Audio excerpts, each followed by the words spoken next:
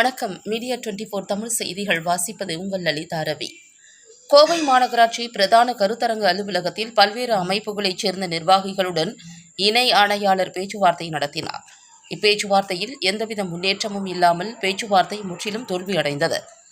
கோவை மாவட்டம் கோவை மாநகராட்சி இணை ஆணையாளரிடம் கோவை மாவட்ட டாக்டர் அம்பேத்கர் மக்கள் தூய்மை பணியாளர்கள் சங்கம் சார்பில் பல்வேறு கோரிக்கைகள் அடங்கிய மனுவினை கோவை மாவட்ட டாக்டர் அம்பேத்கர் மக்கள் தூய்மை பணியாளர்கள் சங்கத்தின் தலைவர் ஏசி ஆறுமுகம் தலைமையில் தாக்கல் செய்தனர்.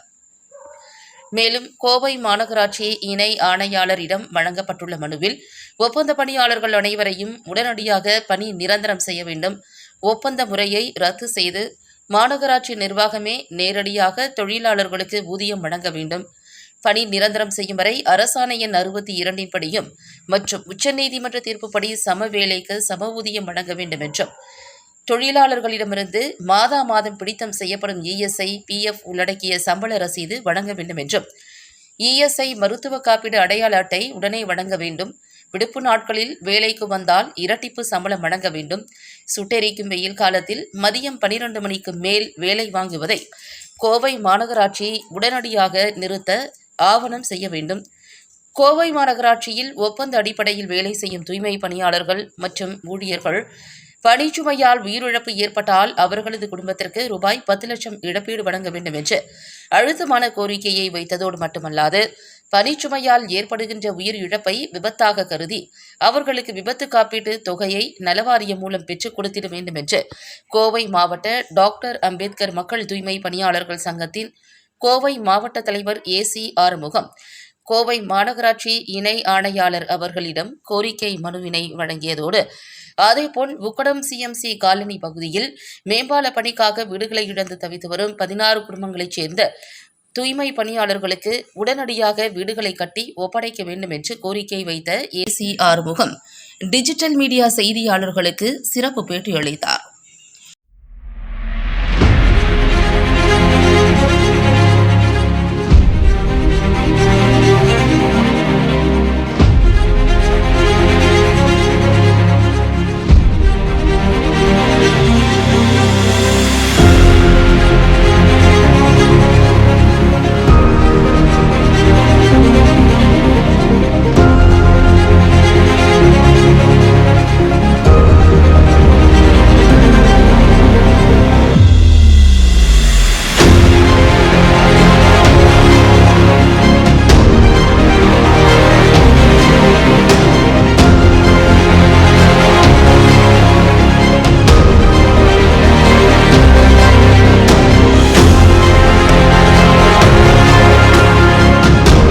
கோவை மாநகராட்சியில் அனைத்து தொழிற்சங்கங்களையும் மாநகராட்சி கமிஷனரு இன்னைக்கு புதிய கான்ட்ராக்ட் ஒப்பந்ததாரர்களை கான்ட்ராக்ட் எடுக்கிறதுக்காக வந்திருக்கிறாங்க. அது சம்பந்தம் எல்லா தொழிற்சங்கங்களும் இன்னைக்கு மாநகராட்சி பிரதான அலுவலகத்தில் டிசி தலைமையில் இன்னைக்கு ஒரு மீட்டிங் நடைபெற்றது. அந்த மீட்டிங்கில் தொழிற்சங்கங்கள் வலியுறுத்தி இருந்தது, அனைத்து தொழிற்சங்கங்கள் ஒன்று சேர்ந்து இந்த ஒப்பந்த அடிப்படையில் தொழிலாளிகளே அவுட் சோர்சிங்கே எங்களுக்கு வேண்டாம் அப்படின்னு எல்லா சங்கங்களும் வலியுறுத்தி இருந்தது. நம்ம டாக்டர் அம்பேத்கர் மக்கள் தூய்மை பணியாளர் சங்கம் சார்பாக நம்ம டிசி மேடத்துக்கிட்ட இன்னைக்கு மனு கொடுத்துருக்குறோம். ஒப்பந்தம் ஏன் வேண்டாங்கிற மனு கேட்டால், ஒப்பந்தம் எடுத்தா ஒரு கான்ட்ராக்ட் முதலாளி தான் உழைப்பான், தொழிலாளிக்கு உழைக்க முடியாது, தொழிலாளிக்கு எந்த இதுவும் கிடைக்காது. நிரந்தர பணியாளர் இறந்து போனா பென்ஷன் இருக்கு, பிஎஃப் இருக்கு, இஎஸ் இருக்கு, வாரிசு வேலை இருக்கு. ஒப்பந்த அடிப்படையில் வேலை செய்யற தொழிலாளி இறந்து போனாங்கன்னா, கான்ட்ராக்டர் வேலை 10 வருஷம் ஒரு தொழிலாளி இறந்து போயிட்டான், ரோட்ல வேலை செய்யும் போது எவ்வளவு தொழிலாளி இறந்துருக்கிறாங்க. கோவை மாநகராட்சியில என் தொழிலாளி எவ்வளவு பேர் விபத்துல இறந்துருக்கிறாங்க, ஆக்சிடென்ட். இந்த கான்ட்ராக்டை தமிழகம் முழுக்க கான்ட்ராக்ட் எடுத்திருக்கேன்னு சொல்லி டிசி அதிகாரியும் 2 டிசி மேடம் சொல்றாங்க. இந்த கான்ட்ராக்ட்ல எங்களுக்கு சம்மதமே இல்லைங்க. ஏன்னா கான்ட்ராக்ட் எடுத்துட்டா ஒரு முதலாளி தான் குறைப்பான். அவன் ஒரு ஆடி கார் வாங்குவான், பெங்களா வாங்குவான், வீடு வாங்குவான். என் தொழிலாளி வெயிலும் மழையில வேலை செஞ்சு வயதான காலத்துல டிபி, ஆஸ்மா போன்ற நோய்களை தான் என் தொழிலாளி சம்பாதிக்க வேண்டிய நிலைமை இருக்குது. ஏன்னா இந்த தொழில் சுகாதார தொழில். அப்ப இது எதுக்கு கான்ட்ராக்ட் விடணும்? தமிழக முதலமைச்சர் ஐயா ஆட்சிக்கு வரும்போது என்ன சொன்னாரு? நான் ஆட்சிக்கு வந்தா இந்த கான்ட்ராக்டை வந்து நான் விட மாட்டேன், கான்ட்ராக்டை ரத்து செய்வேன் அப்படின்னு அவர் தேர்தல் வாக்குறுதியில தமிழக முதலமைச்சர் மு.க.ஸ்டாலின் அவர்கள் கொடுத்திருந்தார். இந்த தொழிலாளிகளுக்கு இப்ப மீண்டும் மீண்டும் கான்ட்ராக்ட் விட்டு சொன்னார். போன கமிஷனர் பிரதாப் ஐயா கமிஷனர் என்ன சொன்னாரு? அடுத்த கான்ட்ராக்ட் எடுக்கும்போது இந்த கான்ட்ராக்டுக்கு நாங்க கருத்துரை அமைச்சிருக்கிறோம் அரசாங்கத்துக்கு, இது மாதிரி வந்து கான்ட்ராக்ட் ரத்து செய்ய சொல்லு. ஏற்கனவே அவங்க கருத்துரங்க அமைச்ச அங்கிருந்து ஒரு ஜீவோ போட்டிருக்காங்க, கான்ட்ராக்டே வந்து ரத்து செய்ய சொல்லி. மீண்டும் மீண்டும் இந்த கான்ட்ராக்ட் வந்தா எங்களுக்கு தான் தூய்மை பணியாளருக்கு இடையூறா இருக்கு. கான்ட்ராக்ட் ஒரு கான்ட்ராக்டுக்காரர்கள் வச்சு வேலை செய்யற விட நேரடியா மாநகராட்சி எங்களுக்கு சம்பளம் கொடுத்துருச்சேன்னா, மாநகராட்சி சம்பளம் கால ஊழியர் பணியாளரை இந்த தொழிலாளி தூய்மை பணியாளர், ஒப்பந்த பணியாளர், டிரைவர், கிளீனர் எல்லாம் வந்துட்டாங்கன்னா, கால ஊழியர் பணியாளரை வந்துட்டாங்கன்னா அரசாங்கத்துக்கு நல்ல பேர் கிடைக்கும், அரசாங்கத்துக்கு ஒரு இது கிடைக்கும். இவர் வந்து செம்மணி மாநாட்டில் தான் தூய்மை பணியாளர் எடுத்தாங்க. வெறும் 100 ரூபாய் சம்பளத்துக்கு முன்னாள் இறந்து போன கலைஞர் ஐயா அவர்கள் தூய்மை பணியாளருக்கு வேலை செஞ்ச தொழிலாளிகள் நிரந்தரம் பண்றான்னு சொல்லி அன்னைக்கு செம்மணி மாநாட்டுல இதுல சொல்லியிருந்தார். அந்த அடிப்படையில செம்மணி மாநாடும் முடிஞ்சு போச்சு, ஆட்சி மாற்றமும் வந்துருச்சு, மீண்டும் திமுக ஆட்சியில இங்க வந்திருக்குது. பட்டியல் மக்களுக்கு வந்து நாங்க அதை செய்யறோம் இதை செய்யறோம் சொல்லி போட்டு தூய்மை பணியாளருக்கு 152 ஜீவோ வந்து போட்டிருக்கிறாங்க. 152 தமிழக முதலமைச்சர் ஐயா அந்த ஜீவோல போட்டிருக்காங்க. என்ன போட்டிருக்காங்க? நான் ஆட்சிக்கு வந்தா நிரந்தரம் சொல்ற வாக்குறுதி, தேர்தல் வாக்குறுதி கொடுத்திருந்தார் தமிழக முதலமைச்சர். ஜீவோல ஒரு தூய்மை பணியாளர் இறந்து போனாங்கன்னா அவருக்கு வேலை கிடைக்காது. 10 வருஷம் 15 வருஷம் ஒரு பணியாற்றிட்டு ஒரு தொழிலாளி தூய்மை பணியாளர் இறந்து போயிட்டாங்கன்னா, விபத்துலையோ ஹார்ட் அட்டாக்ல இறந்து போயிட்டாங்கன்னா அவங்களுக்கு வேலை எப்படி அரசாங்கத்தில் கிடைக்கும்? அந்த குடும்பம் அந்த வேலையை நம்பிதான் அந்த அடிப்படையில இருக்குது. அந்த பணியாளத்தையே டெமாலிஷ் பண்ணிட்டாங்க. ஏதோ ஒரு வீடு இடிச்சு எப்படி டெமாலிஷ் பண்றாங்களோ ஒரு ஜீவை போட்டு மொத்தமா குழி நோண்டி சமாதி கட்டிக்கிறாங்க. இது வந்து தமிழக முதலமைச்சர் ஐயா அவர்களுக்கு மீண்டும் மீண்டும் நாங்கள் உங்களை கேவலப்படுத்துறதுலாம் எங்களோட எண்ணங்கள் இல்லை. நீங்க என்ன சொன்னீங்க தேர்தல் வாக்கு? நான் ஆட்சிக்கு வந்தா தூய்மை பணியாளர் நிரந்தரம் பண்றேன், பென்ஷன் திட்டத்தை கொண்டு வரேன், பிஏ திட்டம் கொண்டு வரேன் அப்படின்னு சொன்னீங்க. சொன்னது என்னாச்சு?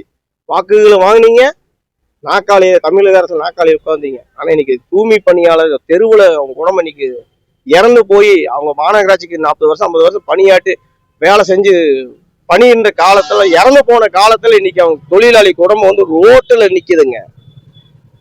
இதுதான் திமுகவோட மாடல் ஆட்சின்னு சொல்லி இருக்குதுங்களா? ஆட்சி நாங்க குறை சொல்லல. நீங்க முதலமைச்சர் ஐயா கவனம் கொள்ளணும். எங்களுக்கு இந்த கான்ட்ராக்ட் முழுமையா வேண்டாம், இந்த கான்ட்ராக்ட் ரத்து செய்யுங்க. கான்ட்ராக்ட் எடுத்தா ஒரு முதலாளி தான் பிழைப்பான், இந்த தொழிலாளி பிழைக்க மாட்டான். அப்புறம் நிரந்தர பணியாளர் இறந்த போனா ஒரு 5 லட்சம் 10 லட்சம் 20 லட்சம் வரைக்கும் பணம் கிடைக்கும். ஆனா ஒப்பந்தப்படியில் என் தொழிலாளிகளுக்கு வந்து வேலை செஞ்சோம்னா அவர் பணி காலத்துல ஒரு தொழிலாளி போயிட்டு இருக்காரு, ரோட்ல விபத்தாயிருச்சு, அந்த தொழிலாளிக்கு ஒரு 5000 10,000 கூட கொடுக்க மாட்டாங்க. அதனால அந்த ஒப்பந்தப்பட்ட தொழிலாளி எத்தனை தொழிலாளி கோவை மாநகராட்சியில் வேலை செஞ்சு ஆக்சிடென்ட்ல விபத்துல இறந்து போட்டாங்களா அந்த தொழிலாளிகளுக்கு ஒரு குடும்பத்துக்கு 10 லட்சம் இந்த மாநகராட்சி நிர்வாகம் எடுத்த கான்ட்ராக்டை வந்து கொடுக்கணும். ஏன்னா கான்ட்ராக்ட்ல வந்து தொழிலாளி வச்சு சம்பாரிச்சு கோடிக்கணக்கா பணத்தை சம்பாதிக்கிறாங்க. ஏன் இந்த தொழிலாளி தான் சம்பாரிச்சு கொடுக்குறாங்க அந்த பணத்தை, ஏன் இந்த தொழிலாளி கொடுக்க கூடாதா? அதனால எங்க சங்கத்தை சார்பாக எங்க கோரிக்கை மாநகராட்சி அலுவலகத்துல அந்த அம்மா கிட்ட சொல்லியிருக்கிறோம். இறந்து போன தொழிலாளிக்கு 10 லட்சம், ஒப்பந்த பணிய தொழிலாளி 10 லட்சம் கொடுக்கணும் சொல்லியிருக்கிறோம். இது வந்து நடைமுறைப்படுத்த தர வேண்டும். அப்ப தூய்மை பணியாளர்கள் நாட்டு தேசத்துக்காக கோவை மாநகராட்சியில் வேலை செய்த தொழிலாளி இந்த வீட்டுல 2018 11ஆம் மாசம் 14ஆம் தேதி வீடு இடிக்கப்பட்டுன்னு சொல்லி குடிசை மாற்று வாரியமாக குடிசை மாற்று வாரியம் மூலியமாக வீடுகளை அகற்றப்பட்டு மாநகராட்சி கமிஷனரும் கலெக்டர் ஐயா வந்து வீடுகளை எடுத்து கொடுக்க சொல்லி இது பண்ணி கொடுத்தாங்க. இந்த 16 குடும்பத்துக்கு சில அரசியல்வாதிகள், சுயநலம் அரசியல்வாதிகள் இந்த குடும்பத்தை நடு ரோட்ல நிக்க வச்சிருக்கிறாங்க. மாநகராட்சியில் வேலை செய்யற ஒரு தொழிலாளி இன்னைக்கு வீடு இல்லாம, வாசல் இல்லாம, வெளியும் 10,000 15,000 கொடுத்து வாடகை கொடுத்து இருக்கிறாங்க. இந்த நிலைமை நாங்க மாநகராட்சி ஐயா கிட்ட லெட்டர் எழுதி கொடுத்துருக்கோம். நாங்களாம் மாநகராட்சி தொழிலாளியா இந்த 16 குடும்பத்துல சில பேர் நிரந்தர பணியாளர், ஒப்பந்த பணியாளராக வேலை செஞ்சுட்டு இருக்கிறாங்க. இவங்களுக்கு வந்து கட்டிக்கின்ற 222 வீடுல வந்து வீடு வழங்கிட வேண்டும். ஷெட்ல வந்து மக்கள் இருக்கிறாங்க, சரியான வெயில் அடிக்குதுங்க ஷெட்ல. எங்க முன்னோர்கள் இப்ப இந்த வீடு எப்பயாச்சும் இந்த வீடு நமக்கு நமக்கு கிடைக்கு அப்படின்னு கூட்டத்தை புல்லுக்காட்டுக்கு மக்கள் ஏங்கிட்டு இருக்காங்க. மெத்தைகளை பார்த்து ஏங்கிட்டு இருக்கவங்களுக்கு 520 வீடுன்னு தேசி தாழ்த்தப்பட்ட ஆணையத்துக்கு ஆர்டர் போட்டு அன்னைக்கு அப்படி குமார் ஐயா அவர்கள் சொன்னது 520 வீடு கட்டும் போது வீடு வந்து எல்லாத்துக்கும் கொடுக்கணும். 492 வீடுன்னு ஒரு பேனர் வைக்கிறாங்க. இது யாரு ஏமாத்துறது சொல்லுங்க? 520 வீடுன்னு சொல்லி ஒரு ஆர்டர் போடுறீங்க, குடிசை மாட்டு வாரியத்துல அனுப்புறீங்க. தேசி தாழ்த்தப்பட்ட ஆணையத்தைய ஏமாத்துறது குடிசை மாட்டு வாரிய அதிகாரி ஏமாத்துறாங்க. அப்புறம் போய் கேட்டா பேர் லிஸ்ட்ல இல்ல. மாநகராட்சியில 3 முறை அதிகாரி குடிசை மாட்டு வாரிய அதிகாரி தான் அந்த முனியப்பன் கோயில் இருந்து ஆட்டுக்கசா பின்னாடி இருந்து வீடு கட்டிட்டு அங்கிருந்து பூமாரியம்மன் கோயில் வரைக்கும் வீடு வீடாக வந்து 3 முறை 4 முறை 5 முறை வீட்டுக்கு முன்னே நிக்க வச்சு போட்டோ எடுத்து கணக்கு எடுத்து லட்ஜர்ல ரெடி பண்ற. அந்த லட்ஜர்ல 520 வீடுல பேர் வருதுங்கிறீங்க. பேரு வருகின்ற வீடு சொன்னது 499 16 பேர் மட்டும் எப்படி போச்சு? 16 பேருக்கு மனுச்சம்பட்டியில் வீடு கொடுத்தீங்களா? நாங்க வீடு உங்ககிட்ட வாங்கணுமா?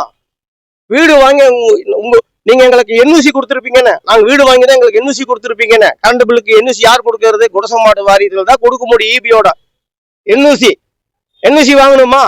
இன்னைக்கு வீடு இல்லைங்கிறது எந்த விதத்துல நியாயம்? அப்ப என் வீட்டை, என் தொழிலாளியோட வீட்டை யாருக்கு வித்த? எந்த அரசியல்வாதிக்கு வித்த சொல்றாங்க? உங்களுக்கு எல்லாம் கொடுக்க வேண்டாம் சொல்றாங்க. கொடுக்க வேண்டாம் எந்த அரசியல்வாதி சொன்னான்? அவன் பேரை சொல்லணும். எந்த ஐயா சொன்னாரு? அந்த ஐயா பேரை சொல்லணும். இப்படி எல்லாம் குடிசை மாட்டு வாரியத்துல புரோக்கர்களுக்கு தான் அங்க வேலை, புரோக்கர்களுக்கு தான் சப்போர்ட். உண்மையான தொழிலாளிகளுக்கு, உண்மையான பணவாளிகளுக்கு அங்க குடிசை மாட்டு வாரியத்துல மதிப்பு இல்ல. பாரத பெருமை ஒரு திட்டம் கொடுத்திருக்காரு. என்ன திட்டம் கொடுத்திருக்காரு? நரேந்திர மோடி ஐயா ஏழைகள் குடிசையெல்லாம் மாடிகளா இருக்கணும் தான் பாரத பெருமையோட கனவு. தமிழக முதலமைச்சரோட கனவும் அதுதான் இருக்கலாம். 2 துறையும் சேர்ந்து பண்றாங்க. அப்போ நகரத்திலுக்கு மக்கள் எல்லாம் குடிசையில் இருக்கக்கூடாது அப்படின்னு பாரத பெருமை சொல்றாங்க. பாரத பெருமை கிட்ட திட்டத்துல வாங்கியிருக்காங்க. 520 வீடுக்கு பண்டு வாங்கியிருக்கிறாங்க. மத்திய அரசாங்கத்துல பணம் வாங்கியிருக்கிறாங்க திட்டத்தை போடுறதுக்கு. அவங்க பாரத பெருமை திட்டத்தையே குடிசை மாட்டு வாரியத்துல வந்து ஏமாத்தப்படுதுங்க. ஒருத்தர் வந்து வெளியே ஒரு இடத்த வாங்கி அங்க போனா ஒரு 6 லட்சம் 7 லட்சம் ரூபா ஒரு பண்டு இருக்கு. மோடி ஐயாவோட பண்டு, பாரத பெருமோட ஆளுவோட பண்டு. அந்த பண்டை வாங்குறதுக்கு லஞ்சம். அந்த பணம் கொடுத்தாதான் அந்த பேப்பரை அவன் எடுத்து அவன் வீட்டுக்கு மணிக்கு வச்சு போட்டோ எடுத்து டிக் பண்ணுவான். இதுமாதிரி ஊழல், சரியான ஊழல். குடிசை மாட்டு வாரியத்துல சரியான ஊழல். நினைச்சு ஒண்ணு பேசுறாங்க. தூங்கி எந்திரிச்ச ஒரு பேசு, முழிச்சிருந்த ஒரு பேசு. இப்படி பேசுனாங்கன்னா எப்படி? அந்த மக்கள் அங்க வந்து அந்த அன்னைக்கு போனதுக்கு வீடே இல்லைன்னா, வீடு இல்லாததுக்கு எங்க பத்திரம் கொடுத்துருக்குறேன், ஆர்டர் எதுக்கு கொடுத்தேன்? 8 வருஷம் வந்து வீடு இல்ல வந்து சொல்றக்கா நாங்க வந்தீங்க. உங்களுக்கு அரசாங்கத்துல சம்பளம் கொடுத்துருக்காங்க, அரசாங்கத்துல பெட்ரோல் அடிச்சு, அரசாங்கம் ஜீப்பு கொடுத்து, தமிழக முதலமைச்சருக்கு குடிசை மாட்டு வாரியத்துல கேவலத்தை உண்டாக்குறாங்க. தமிழக முதலமைச்சருக்கு கெட்ட பெயர் உண்டாக்குறாங்க. பாரத பெருமருக்கும் கெட்ட பெயர் உண்டாக்குறாங்க. இது தமிழக முதலமைச்சரும் பாரத பெருமரு தலையிட வேண்டும். எங்களுக்கு கிடைச்ச வீடுகளை 16 குடும்பத்துக்கு வீடு வழங்கிட வேணும். இந்த 16 குடும்பத்துக்கு 4 குழந்தைங்க 5 குழந்தைங்க இருக்காங்க. எங்க குழந்தைங்களுக்கு வீடு கொடுங்கப்பா. இனிமேல் எங்க குழந்தைங்களுக்கு வீடு கொடு. நீங்க மத்த குழந்தைங்களுக்கு வீடு கொடுத்தீங்கன்னா என்ன கூட்டு குடும்பம் வீடு தரல. இப்ப நானும் கூட்டு குடும்பம் இருக்கேன். என் தங்கச்சிக்கு ஒரு 2-3 குழந்தைங்க இருக்காங்க. இந்த தங்கச்சிக்கு ஒரு 3 பிள்ளைங்க இருக்காங்க. இந்த 16 பேர்த்துல கணக்கு போடு. 500 வீடு கட்டு, குழந்தைங்களுக்கு வீடு கொடு. உங்க மத்த பலநாளி குழந்தைங்களுக்கு வீடு கொடுத்தீங்கன்னா எங்களுக்கும் கொடு. நாங்க எங்க குழந்தைங்க பெட்டிஷன் எழுதி வந்து கேட்க. எங்க குழந்தைங்க எங்கேயாச்சும் வீடு வாங்கி இருந்தாங்கன்னா அரசாங்கம் வீடு வாங்கினா தராது. அப்ப இந்த மாதிரில வந்து நாங்க வந்து ஒத்த வீடு கிடைச்சா போதுன்னு நினைக்கிறோம். செட்ல மக்கள் வயசானவங்க வெயிலும் காத்துட்டு இருக்கிறாங்க. இந்த மெத்த வீடு கிடைக்கும் காத்துட்டு இருக்கிறாங்க. இந்த 222 வீடுல அவன் செட்லுக்கு மக்களுக்கு வீடு வழங்குங்க. இந்த 16 குடும்பத்தையும் பேர் சேர்த்து வீடு வழங்கணும். இதுதான் டாக்டர் அம்பேத்கர் மக்கள் தூய்மை பணியாளர் சங்கம் சார்பாக கோரிக்கை வைத்திருக்கிறோம். இது மீன் மார்க்கெட் பக்கத்துல இடிச்சாச்சு. இன்னும் அஸ்திவாரம் போடுவோம். அஸ்திவாரம் போட்டு கட்டடத்தை எழுப்புங்க.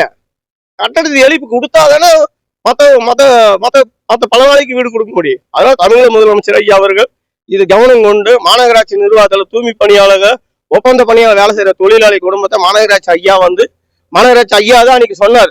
என்ன சொன்னாரு? கலெக்டர் ஆபீஸ்ல வச்சு கலெக்டரும் மாநகராட்சி ஐயா சீக்கிரம் அந்த மீன் மார்க்கெட் காலி பண்ணி கொடுத்தீங்கன்னா கொஞ்சம் வசமா இருக்குங்க, நீங்க பேசுங்க, இந்த வீடுகள் கட்டியிருக்க வீடுகளை கொஞ்சம் சீக்கிரம் வாங்கிக்கங்க சொல்லி நம்ம எங்க ஐயா மாநகராட்சி ஐயா கமிஷனர் ஐயாவும் கலெக்டர் ஐயாவும் எங்க அப்பா 2 பேர் சொன்னாங்க. கலெக்டர் ஐயா வந்து எங்க அப்பா, எங்களுக்கெல்லாம் தந்தை, எல்லாத்துக்கும் அப்பா தான் அவர் ஐயா.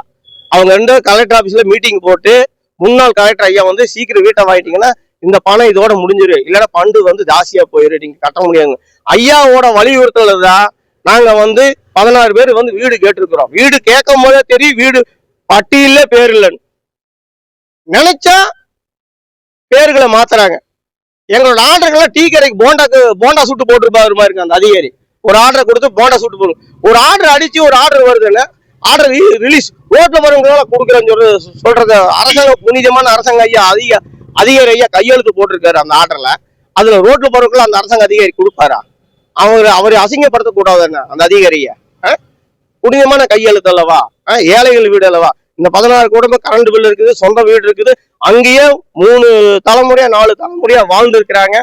ஜனங்க கிட்ட சில தலைவர்கள் நான் இன்னைக்கு சொல்ற பொதுமக்கள், ஊர் பொதுமக்களுக்கு, பில்லுக்காட்டுக்கு மக்களுக்கு, உட்கூட மக்களுக்கு சொல்ற சில தலைவர்கள் சொல்ற நீங்க நம்பாதீங்க. உங்களுக்கு எங்களுக்கு சண்டை மூட்டை கொண்டான வேலைக்கு செய்யறாங்க. யாருக்கோ வெளி நபர்களுக்கு போட்டுட்டு எங்களுக்கெல்லாம் வீடு இல்லைங்கிறான். நீங்களும் நானும் ஒரே மண்ணில் பிறந்துக்கிறோம். நீங்களும் என் சகோதரர் தான், நீங்களும் எங்க அம்மா தான். புல்லுக்காட்டுக்கு அத்தனை பேருமே என்னை பெத்தெடுத்த தாய் தான். நீங்க எல்லாருமே எனக்கு தாய்க்கு தான். அதனால இந்த 16 குடும்பத்து மேல வந்து தலைவர் சொல்றது யாரும் நம்பாதீங்க. இது தொழிலாளி சம்பந்தமா இன்னைக்கு வந்திருக்கிறோம். இன்னைக்கு ஒரு வாய்ப்பு வந்து இந்த குடிசை அதிகாரிட்டு கொடுத்துருக்குறோம். டிசி மேடம் இன்னைக்கு பாக்குறேன்னு சொல்லிக்கிறாங்க. என்றும் தேசப்பள்ளி ஜெய்ஹிந்த். மீடியா 24 தமிழ் செய்திகளுக்காக கோவையிலிருந்து தலைமை செய்தியாளர் அதிரடி காளிதாஸ்.